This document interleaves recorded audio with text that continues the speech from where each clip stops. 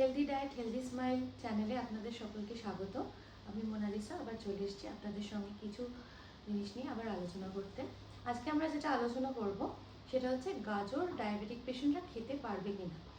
এটা নিয়ে আমাদের একটা প্রচুর কোয়েশ্চেন থাকে যে মাটির তলার সবজি খাওয়া যাবে কিনা। গাজর কিন্তু ডায়াবেটিক পেশেন্টরা নিঃসন্দেহে খেতে পারবে, এটা নিয়ে কোনো কনফিউশন নেই।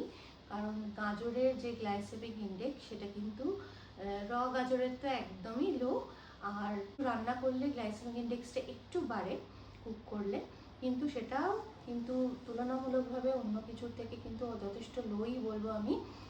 16 থেকে 49-এর মধ্যে থাকে গাজরের গ্লাইসেমিক ইন্ডেক্স। সুতরাং গাজর কিন্তু ডায়াবেটিক পেশেন্ট অবশ্যই খেতে পারে। সুতরাং আপনারা নিশ্চিন্তে গাজর খান। এছাড়াও গাজরের প্রচুর পুষ্টিগুণ থাকে।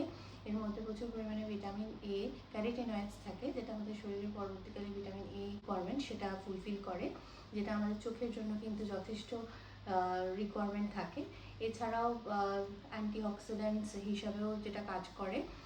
সুতরাং গাজর কিন্তু আপনারা ডায়াবেটিক পেশেন্টরা অবশ্যই খান এবং বাকি সবাই গাজর খেতে পারেন। সুতরাং এটা নিয়ে কোনো কনফিউশন নেই।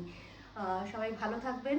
আমাদের হেলদি ডায়েট হেলদি স্মাইল চ্যানেলটিকে অবশ্যই লাইক, সাবস্ক্রাইব এবং শেয়ার করবেন।